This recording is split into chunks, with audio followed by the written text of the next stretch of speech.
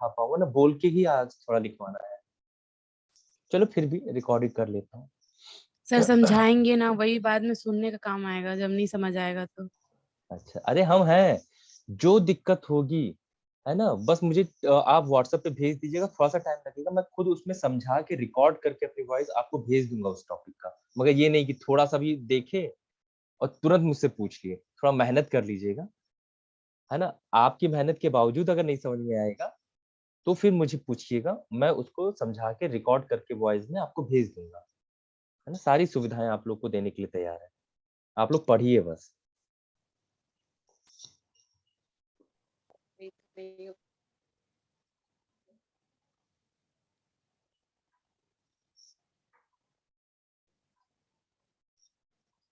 हाँ बेटा, बेटा अब जा हेडिंग डाल दीजिए, हिंदी इंग्लिश साथ में बोलते चला जाऊंगा मैं आपको। अच्छा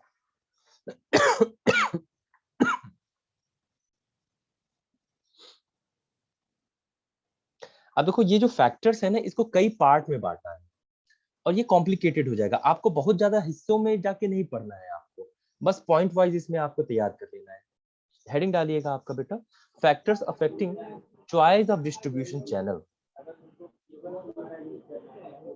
सर क्या पढ़ा रहे हैं?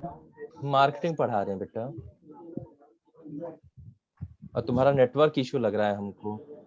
हाँ लीव कर दे, हम दिक्कत हो रहा है बहुत। अच्छा ठीक है बेटा। मोहित क्या सर? मोहित था। सर वीडियो अवेलेबल करवा देंगे ना? हाँ हाँ हाँ, वीडियो अवेलेबल करवा दूंगा बेटा। हैं? हाँ बेटा, भाई अवेलेबल करवा तुम्हारे में दूंगा। डीजे क्यों बज रहा है?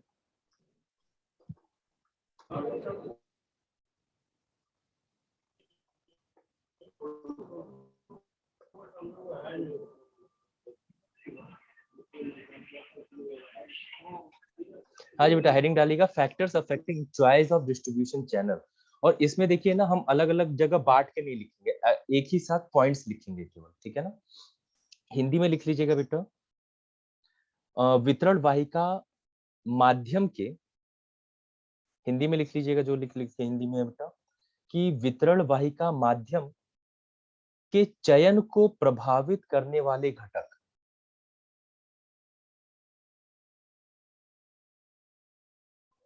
वितरण वाहिका माध्यम के चयन को प्रभावित करने वाले घटक, ठीक है ना। अब देखो, आप डिस्ट्रीब्यूशन चैनल में आप कौन कौन लोग आ जा रहे हैं, बीच में एजेंट आ जा रहा है, होलसेलर आ रहा है, रिटेलर आ रहा है। आप इनको सेलेक्ट करते हैं तो किन बातों को ध्यान में रख के सेलेक्ट करते हैं, ठीक है ना। सबसे पहला फैक्टर हो जाता है बेटा साइज ऑफ प्रोडक्शन, पहला लिखिएगा बेटा, साइज ऑफ प्रोडक्शन, उत्पाद का आकार। पहला लिखिएगा बेटा, size of product, size of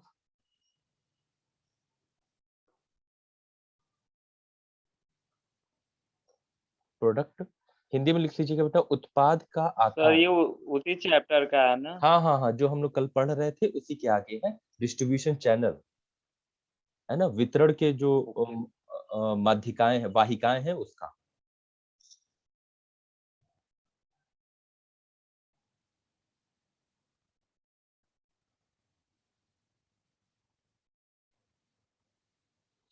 अच्छा, साइज ऑफ प्रोडक्ट। अब साइज ऑफ प्रोडक्ट में क्या हो जाता है बेटा, कि अगर आपका प्रोडक्ट बहुत ज्यादा भारी है, वेटेड है, या आकार में बहुत बड़ा है, तो बताओ किस तरीके का डिस्ट्रीब्यूशन चैनल सही रहेगा। छोटा डिस्ट्रीब्यूशन चैनल सही रहेगा कि बड़ा डिस्ट्रीब्यूशन चैनल सही रहेगा?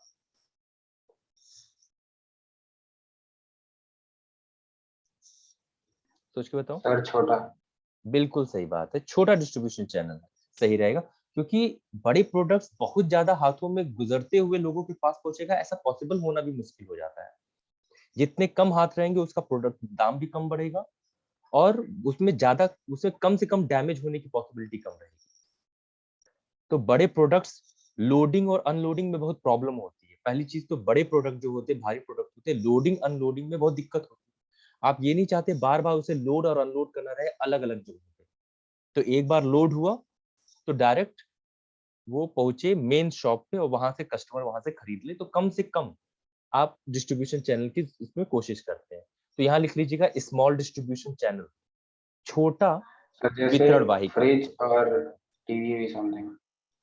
हाँ, आप फ्रिज, ये तो ड्यूरेबल में थोड़ा आ जाएगा, ये तो खैर चल भी जाएगा।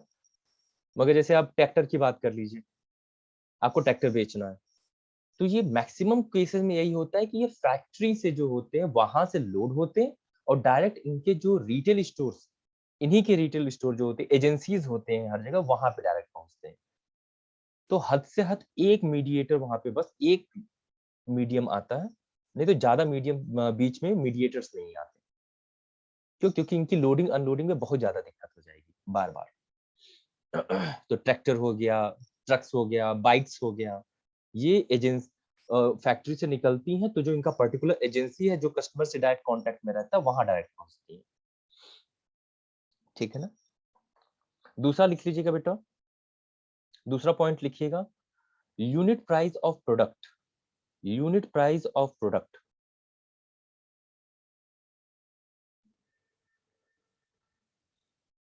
सर पहले में क्या लिखना था? पहले में क्या लिखना था? साइज ऑफ प्रोडक्ट लिख सर लिए, इस छोटा यस सर प्रोडक्शन इसके चैनल, छोटा production channel, small distribution channel. Okay sir. ऐसा नहीं कि आपको सब में ये सब लिखने की जरूरत ही पड़ेगी, आप केवल ये लिख सकते हैं कि ये चीजें डिस्ट्रीब्यूशन चैनल को अफेक्ट करती हैं। कौन कौन सी चीजें, वही हम लिख रहे हैं कि भैया प्राइस क्या है, उसका साइज क्या है, किस तरीके का प्रोडक्ट है, मार्केट आपका किस तरीके का है। और दूसरा लिखिएगा बेटा, दूसरे में क्या लिखे हैं? Unit price of product.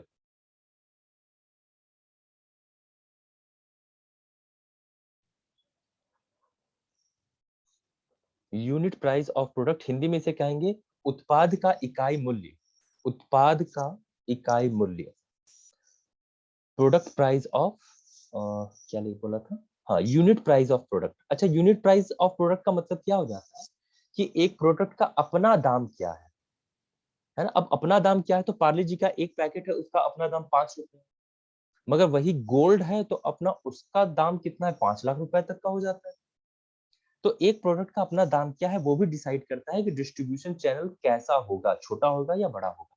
अच्छा तुम बताओ, अगर पार्ले जी है तो उस कई हाथों से होके गुजर रहा है, कोई दिक्कत नहीं है।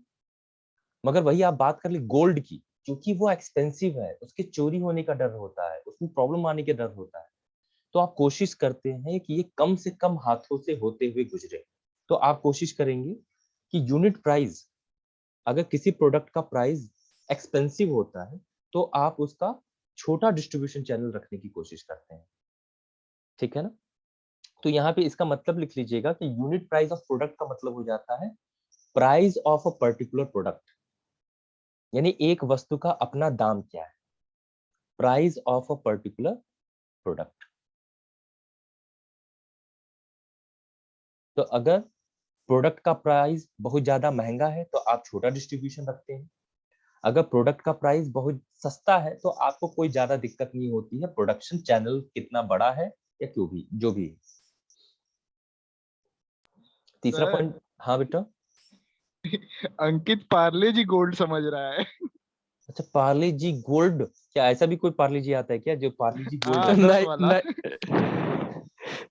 भाई तू क्या समझ लिया अंकित? अच्छा अच्छा, बस करो बस करो। जस्ट एग्जांपल दे रहे हैं सर, आप भूख लगी मेरे को। हाँ हाँ ठीक है, यहाँ पे मैं उसे लिख दूं,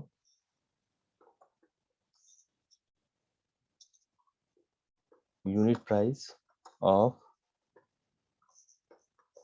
प्रोडक्ट। तीसरा लिखिएगा बेटा, तीसरे में लिखिएगा complexity and risk. Complexity and risk, complexity and risk.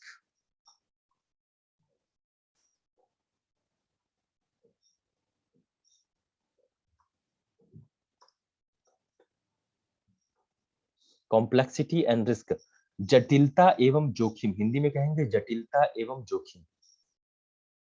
देखो, अगर कॉम्प्लेक्सिटी और रिस्क ज्यादा है तो डिस्ट्रीब्यूशन चैनल छोटा होगा, कॉम्प्लेक्सिटी और रिस्क अगर बहुत कम इन्वॉल्व है तो आप डिस्ट्रीब्यूशन चैनल बड़ा कर सकते हैं अपनी सुविधा के अनुसार। ठीक है? अच्छा, कोई ये मुझे बताएगा ये डिस्ट्रीब्यूशन चैनल से रिस्क पे क्या इफेक्ट पड़ता है? अच्छा डैमेज हो एक जाएगा प्रोडक्ट। अच्छा एक बात बताओ, जब हमको ये लगता है, ये इम्पोर्टेंट पॉइंट है, सब सोचिएगा इस पे जरा। हमको ये लगता है कि अगर आपका खुद का डिस्ट्रीब्यूशन चैनल हो जाएगा तो आप पैसे बचा लेंगे, है कि नहीं? जैसे टाटा, बिरला, रिलायंस, इन्होंने खुद अपनी रिटेल स्टोर्स ओपन करके रखी हुई है, यानी डिस्ट्रीब्यूशन चैनल इनका खुद का है, होलसेलर इनका खुद का अपना रख लेते, तब तो ये फायदे की चीज हो जाती है। आप यही लगता है? तब हर कोई ये चीज क्यों नहीं अपना लेता है कि पूरा डिस्ट्रीब्यूशन चैनल ही अपना खुद का रखे? होलसेलर कोई और बंदा रहता है, रिटेलर कोई और रहता है, एजेंट कोई और रहता है, मैक्सिमम बिजनेस में यही रहती है सिचुएशन। ऐसा क्यों होता है? सभी अपने अपने डिस्ट्रीब्यूशन चैनल क्यों नहीं रखते? फायदा हो जाएगा। आप जो प्राइस, जितने डिस्ट्रीब्यूशन चैनल होते हैं उतना ज्यादा प्राइस बढ़ता चला जाता है, तो हटा देते हैं डिस्ट्रीब्यूशन चैनल, क्या दिक्कत है? कोई सोच के बताओ, आखिर ये डिस्ट्रीब्यूशन चैनल है क्यों? क्यों बीच में एजेंट आ जाता है? क्यों होलसेलर होता है? क्यों रिटेलर होता है? जितने भी बिजनेस करने वाले लोग हैं वो सभी लोग इन लोगों को हटा क्यों नहीं देते? बताओ। डायरेक्ट कस्टमर से डील करना थोड़ा सा डिफिकल्ट पड़ता है। बेटा बिजनेस किसका नाम है? बिजनेस नाम है रिस्क का। अब तुम खुद सोचो, तुम्हारा अभी टेंशन क्या है? केवल प्रोडक्शन करने का, कि तुमने केवल प्रोडक्शन कर दिया। अब जो बीच का एजेंट है उसने तुमसे रिस्क बांट लिया, उसने तुमसे प्रोडक्ट खरीद लिया, तुम्हारा रिस्क बढ़ गया। अब तो तुम्हारा रिस्क, तुमसे होलसेलर ने बड़े लेवल पे प्रोडक्ट खरीद लिया, तुम्हारा रिस्क तो बढ़ गया। तुम्हारा रिस्क तो अब केवल और केवल प्रोडक्शन करने तक की हो गया। अब वो सामान को बिकवाने का, सेल करवाने का रिस्क किसका आ गया? वो तो होलसेलर का आ गया। अब वो आगे का अपना दिखेगा। तो बताओ तुम्हारे लिए ये एक मेंटल सेटिस्फेक्शन हुआ कि नहीं हुआ, कि केवल तुमने प्रोडक्शन करके दे दिया, सामने से बंदे आके अपना खरीद लिए, बस तुम्हारा रिस्क खत्म। मगर अगर वही तुमने अपना डिस्ट्रीब्यूशन चैनल रख लिया, यानी तुम्हारा खुद का होलसेलर है, यानी अभी भी तुम रिस्क पे चल रहे हो, तुम्हारा सामान बिकेगा कि नहीं। तुम्हारा खुद का रिटेलर है, अभी भी तुम रिस्क पे चल रहे हो, तुम्हारा सामान पूरा बिकेगा कि नहीं बिकेगा। तो ये डिफरेंस आ जाता है। इसी वजह से मैक्सिमम बिजनेस हाउसेज हैं, वो अपना डिस्ट्रीब्यूशन चैनल प्रिफर ही नहीं करते, वो झमेले में ही नहीं पड़ना चाहते। वो प्रोडक्शन किए, सामान दिए, बंदे आके खरीद के लेके जा रहे हैं, काम खत्म हो गया। आई बात समझ में? डिसएडवांटेज तो होता है, प्रोडक्ट का दाम बढ़ जाता है मार्केट में पहुंचते पहुंचते, मगर उस प्रोड्यूसर का अपना जो प्रॉब्लम होता है, रिस्क, वो बहुत लेवल तक कम हो जाता है, उसको झंझट ही नहीं है। प्रोडक्शन कर दिया, काम खत्म। आई बात समझ में? तो दोनों के अपने एडवांटेज डिसएडवांटेज। आप अपना पूरा डिस्ट्रीब्यूशन चैनल रख लेंगे, वो भी फायदेमंद है और नुकसानदायक है। आप डिस्ट्रीब्यूशन चैनल नहीं रखेंगे, उसमें भी आपका फायदा नुकसान है। तो अब ये इंडिविजुअल डिसाइड्स करते हैं कंपनी। आई बात समझ में? तो जब सोचोगे तो वो सारी चीजें आपको समझ में आती है कि हर चीज बेवजह ही नहीं है। हमेशा क्रिटिसाइज नहीं करते डिस्ट्रीब्यूशन चैनल, अरे डिस्ट्रीब्यूशन चैनल आ गया, डिस्ट्रीब्यूशन चैनल आ गया, प्रोडक्ट का प्राइस बढ़ता चला जा रहा, बढ़ता चला जा रहा। तो ऐसा कुछ नहीं होता, इसके भी अपने इंपॉर्टेंस होते हैं। चौथा पॉइंट लिखिएगा बेटा, legal aspect. Legal aspect,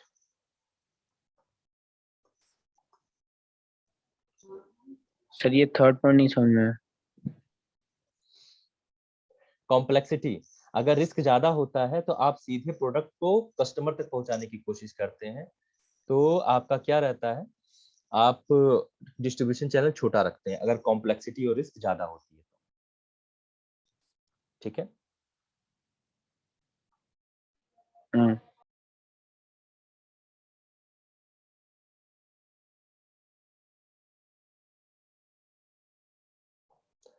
next आ जाता है बेटा लीगल एस्पेक्ट। अब लीगल एस्पेक्ट हिंदी में इसे लिख लीजिएगा बेटा, हिंदी में लीगल, कानूनी पहलू। कानूनी पहलू। देखो बेटा, अगर किसी चीज में लीगल एस्पेक्ट नहीं है तो आप डिस्ट्रीब्यूशन के में किसी को भी दे सकते हैं, वो अपना डिस्ट्रीब्यूशन में उसको लेके जाए, होलसेलर, रिटेलर, एजेंट, दो चार ठो रिटेलर, होलसेलर, कोई दिक्कत नहीं। ना लीगल एस्पेक्ट क्या हो जाता है, जब सिक्रेसी आपको मेंटेन करनी रहती है। सिक्रेसी मेंटेन करने का मतलब क्या हो जाता है, आपको गोपनीयता अगर बनाए रखनी होती है, तब ऐसे मामलों में आपको वो प्रोडक्ट डायरेक्ट पहुंचाना रहता है। तो जहां लीगल एस्पेक्ट होता है, सिक्रेसी मेंटेन करनी रहती है, आप डिस्ट्रीब्यूशन चैनल ज्यादा लंबा नहीं रख सकते। आप कुछ ही लोगों को इसमें रखते हैं या तो नहीं रखते हैं। तो लीगल एस्पेक्ट भी डिसाइड करता है कि आपका डिस्ट्रीब्यूशन चैनल कैसा होगा। ठीक है।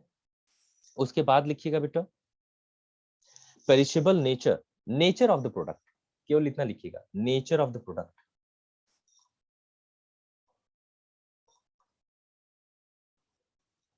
नेचर ऑफ द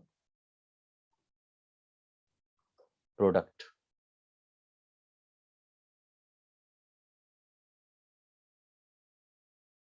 अब देखो प्रोडक्ट का नेचर दो ही तरीके का होता है, या तो एक पेरिशेबल होगा या तो नॉन पेरिशेबल होगा।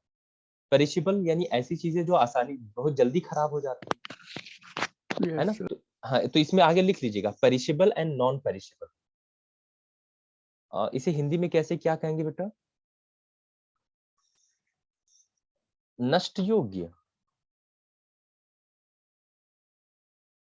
क्षय, क्षय योग्य एवं, अरे छोड़ो, खराब होने वाले उत्पाद और जल्दी खराब ना होने वाले उत्पाद। कॉम्प्लिकेटेड हिंदी खोजने की जरूरत क्या है? खराब होने वाले उत्पाद और जल्दी खराब ना होने वाले उत्पाद। तो जो पेरिशेबल नेचर के होंगे उनका क्या हो जाएगा, उनको तुरंत जल्दी से जल्दी पहुंचाने की जरूरत होती है, तो डिस्ट्रीब्यूशन चैनल छोटा करना पड़ता है। और अब वही जो प्रोडक्ट नॉन पेरिशेबल होते हैं यानी जल्दी खराब नहीं होते, तो आप डिस्ट्रीब्यूशन चैनल बड़ा रख सकते हैं अपनी सुविधा के अनुसार, कोई दिक्कत नहीं है वहां पे। नेक्स्ट पॉइंट लिखिएगा बेटा, 5वां पॉइंट लिखिए, competitive position. Competitive position, legal aspect कौन सा पॉइंट था? वो अच्छा, ये मैं गलती लिख दिया, ये हो जाएगा, तो पॉइंट लिख लो इसमें, वो तो दिख ही रहा है ना। ये लो 5, नंबरिंग कर लो अपने हिसाब से।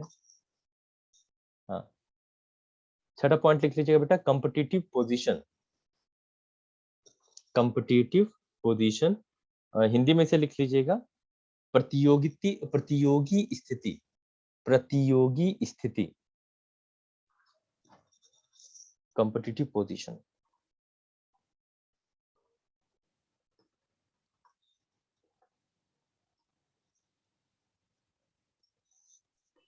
इसमें भी शॉर्ट होगा सर? कॉम्पिटिटिव पोजीशन का क्या हो जाता है, आपको हर जगह यही प्रूफ करना है कि शॉर्ट होगा कि लॉन्ग होगा आपका ये डिस्ट्रीब्यूशन चैनल। कॉम्पिटिटिव पोजीशन में क्या हो जाएगा, अगर आप कंपटीशन बढ़ाना चाहते हैं, कंपटीशन कैसा, प्राइस कम रखने का। प्राइस कम कब कैसे होगा, जब आप अपना डिस्ट्रीब्यूशन चैनल छोटा से छोटा रखें। तो अगर कंपटीशन बहुत ज्यादा है तो आप कोशिश करेंगे डिस्ट्रीब्यूशन चैनल कम से कम हो। अगर कंपटीशन ज्यादा नहीं है तो आप अपने जो क्या कहते हैं डिस्ट्रीब्यूशन चैनल है उसे अपनी फैसिलिटी के अकॉर्डिंग रख सकते हैं। ठीक है, तो कंपटीशन भी डिसाइड करता है। फिर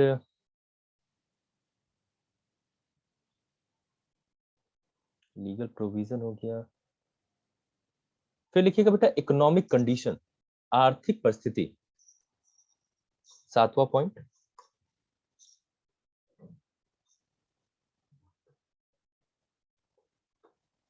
इकोनॉमिक पोजीशन कंडीशन,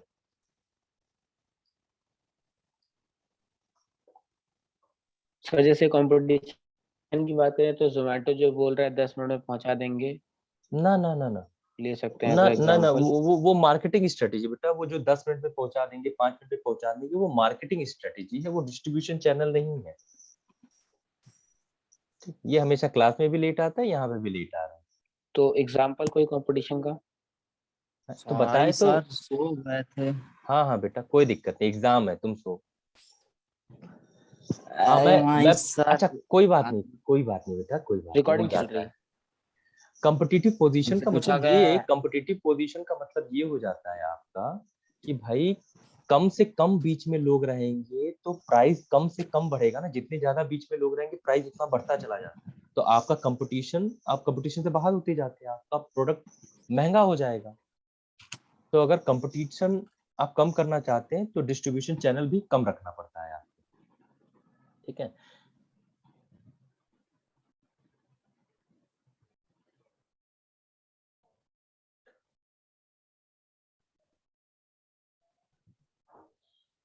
इसे हिंदी में लिख लीजिएगा बेटा, आर्थिक परिस्थिति, इकोनॉमिक कंडीशन, आर्थिक परिस्थिति। बड़ी जल्दी 40 मिनट पूरा हो गया। क्लास खत्म फिर? नहीं जी, अभी टॉपिक और कंप्लीट करवाएंगे। चलो बेटा, इसको इसी तरीके से कोरिलेट करके रखना है। टॉपिक जल्दी जल्दी जा लिख लीजिएगा। अवेलेबिलिटी ऑफ फैसिलिटी, 8वां पॉइंट लिखिएगा, availability of facility.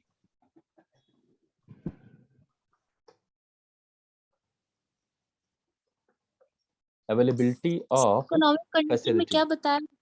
Economic condition बेटा ये हो जाएगा कि आपके देश में इकोनॉमिक परिस्थिति कैसी है, आपका रिसेशन चल रहा है आपके समय में, आपकी इकोनॉमी में, या आपका इकोनॉमिक्स कंडीशन अच्छी है, बेहतर है। जब रिसेशन चल रही होती है, इकोनॉमिक कंडीशन डाउन होती है, तो क्यों होती है? क्योंकि आपके प्रोडक्ट का डिमांड नहीं हो रहा है, आपके पास पैसे की प्रॉब्लम होती है। तो अगर इकोनॉमिक कंडीशन सही नहीं है तो आप छोटा डिस्ट्रीब्यूशन चैनल रखना चाहते हैं, क्योंकि सबको देने के लिए पैसा नहीं होता है आपके पास। तो इकोनॉमिक कंडीशन अगर खराब है, डिस्ट्रीब्यूशन चैनल छोटा होता है। इकोनॉमिक कंडीशन बेहतर होती है तो आप अपने हिसाब से डिसाइड कर सकते हैं, ठीक है ना। और फिर अवेलेबिलिटी ऑफ फैसिलिटी। बेटा कॉपी और बुक में जब देखेंगे ना और दूसरी जगह पर, तो वो बहुत ज्यादा चीजों में बांट बांट के रखा, उतना याद होना मुश्किल हो जाएगा, कई पार्ट में बांट के। बस पॉइंट्स हैं, उन्हीं को पढ़ के वही लिखिएगा जो आपको लिखवा है। Availability of facilities. फैसिलिटीज, आप जिस जगह रहते हैं आपके पास ट्रांसपोर्टेशन की फैसिलिटी बहुत ज्यादा नहीं है। जब ट्रांसपोर्टेशन की फैसिलिटी बहुत ज्यादा नहीं है तो आपको खुद अरेंज करके पहुंचाना पड़ता है, तो डिस्ट्रीब्यूशन चैनल कम रखते हैं। और वही उसके अपोजिट, अगर फैसिलिटीज आपके पास पूरी होती है तो आपको इतना डिस्ट्रीब्यूशन चैनल के बारे में सोचने की जरूरत नहीं पड़ती। आपने अपना सामान बेच दिया, आगे वो बढ़ता रहेगा, है ना। तो ये हो गया अवेलेबिलिटी ऑफ फैसिलिटी। इसे हिंदी में क्या लिखेंगे आपका?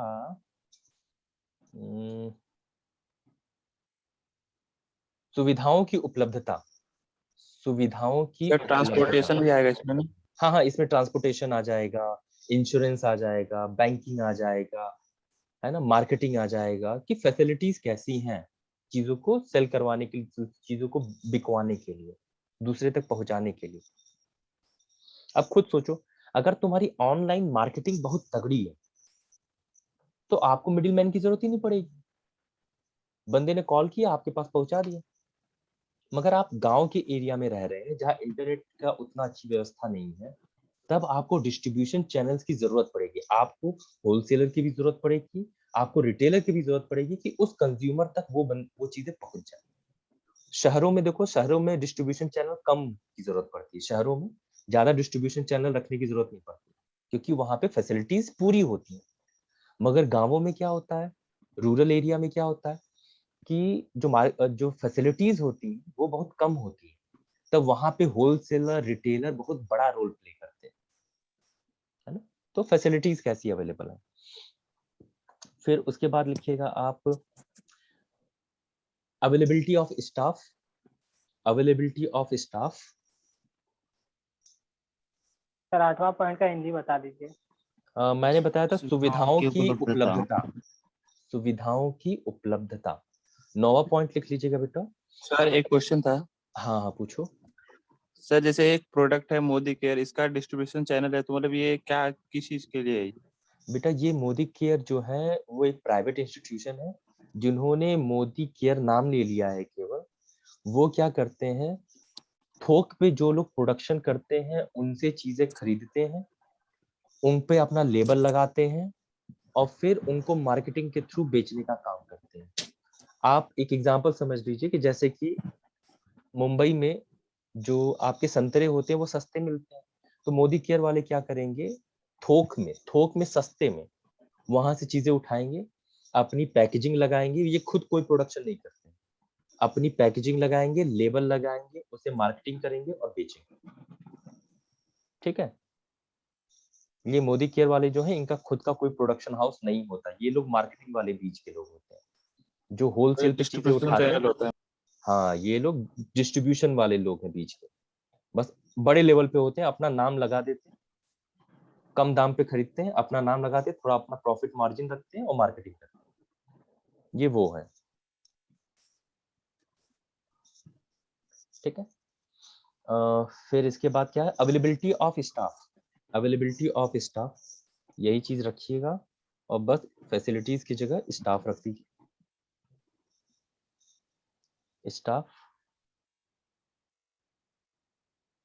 स्टाफ की उपलब्धता, हिंदी में भी लिख लीजिएगा, स्टाफ की उपलब्धता, स्टाफ की उपलब्धता। 10वां पॉइंट लिखिएगा बेटा, desire for control, desire for control, desire for control, नियंत्रण की इच्छा।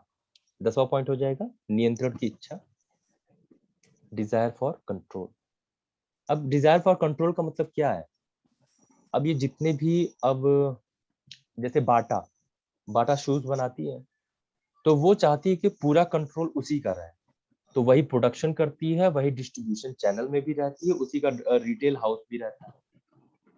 तो वो ऐसा क्यों की है? क्योंकि वो कंट्रोल करना चाहती है हर चीज, अपनी मार्केटिंग सारी चीजें वो कंट्रोल करना चाहती है। ठीक, तो ये भी डिपेंड करता है कि आपका कंट्रोल कितना चाहते हैं, उससे भी आपका डिस्ट्रीब्यूशन चैनल डिसाइड होता है।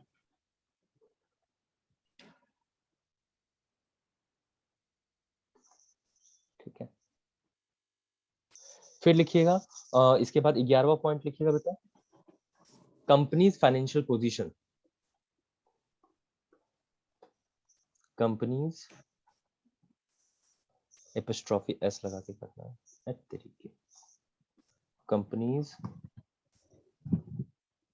फाइनेंशियल पोजीशन,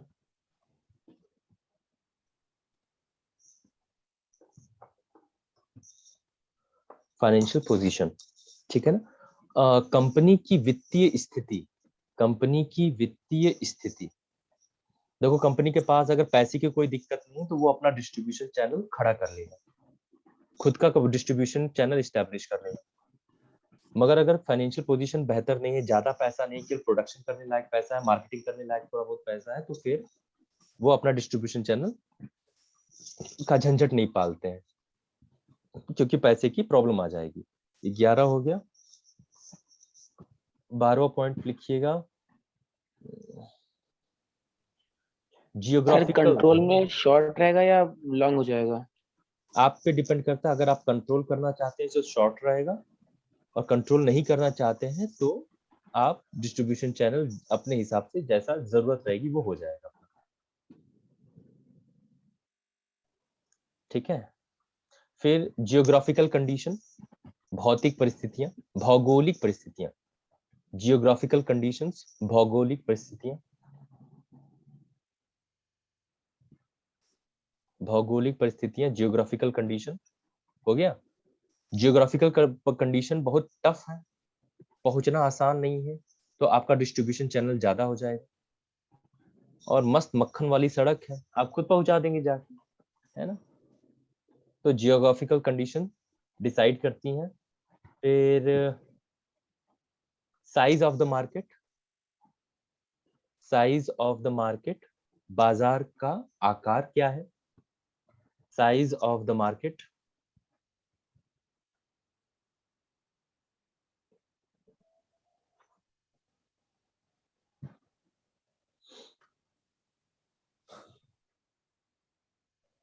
अच्छा ये बताओ, मार्केट साइज अगर बड़ा होगा तो आप डिस्ट्रीब्यूशन चैनल क्या करेंगे? छोटा रखेंगे कि बड़ा?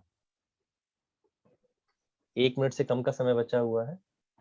सर ऑफ कोर्स बड़ा। बड़ा ये करेंगे आखिरी है। सर। देखो, अगर आपका मार्केट साइज बहुत बड़ा छोटा है, करेंगे सर, छोटा। हाँ बिल्कुल, अगर मार्केट साइज बड़ा है तो आप उसका एडवांटेज उठा सकते हैं और आप अपना डिस्ट्रीब्यूशन चैनल रख सकते हैं। मगर मार्केट साइज छोटा है, आप कितना प्रॉफिट कमा लेंगे, और उसमें भी डिस्ट्रीब्यूशन चैनल रख के अपना झंझट बढ़ा लेंगे, तो अनइकोनॉमिकल हो जाएगा। तो मार्केट साइज छोटा होता है तो आप डिस्ट्रीब्यूशन चैनल क्या करते हैं, उसके लिए परेशान नहीं होते। मार्केट साइज बड़ा होता है तब डिस्ट्रीब्यूशन चैनल छोटा रखने की कोशिश करते हैं, खुद का रखने की कोशिश करते हैं। ठीक है, अपने आप डिस्कनेक्ट हो जाएगा, फिर से ज्वाइन कर लीजिएगा। Bye bye. अरे अरे, रिकॉर्ड होता है प्रभु, थोड़ा सही, एकदम बदमाश हो गया ये लड़का।